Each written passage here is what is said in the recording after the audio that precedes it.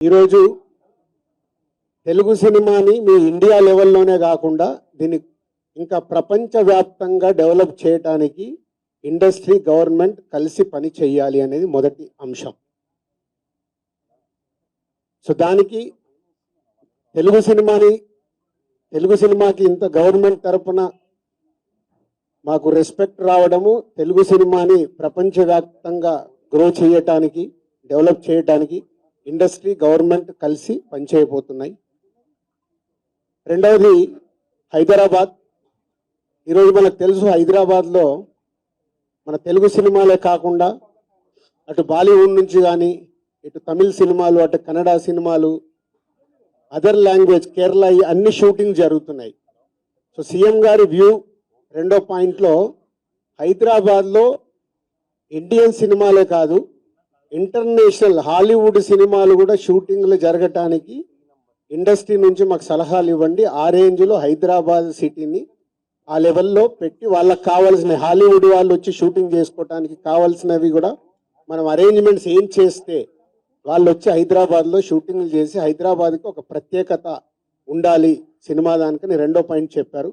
దాని మీద మళ్ళీ మేము ఇండస్ట్రీలో కూర్చొని గవర్నమెంట్కి ఎఫ్టీసీ ద్వారా ఏమేం చేస్తే బాగుంటుంది అనేది చెప్పబోతున్నాం. సో ఆ విషయంలో కూడా ఇండస్ట్రీ గవర్నమెంట్ రెండు హైదరాబాద్ని ఒక ఇంటర్నేషనల్ హబ్గా, సినిమా ఇండస్ట్రీకి ఒక ఇంటర్నేషనల్ హబ్గా క్రియేట్ చేయడానికి అడుగులు వేస్తాం.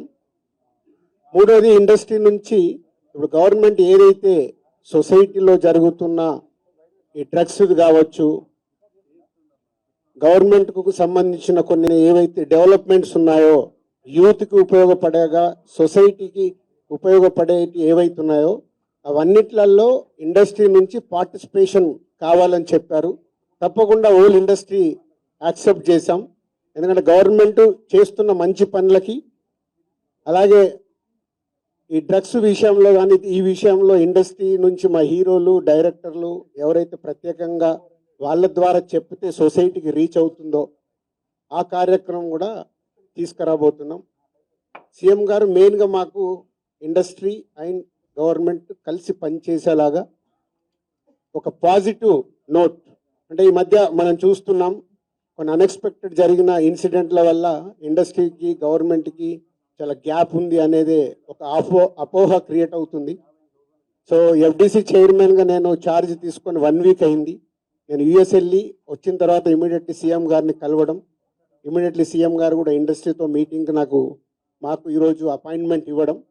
సో ఈ మీటింగ్కి మెయిన్గా హైలైట్ పాయింట్.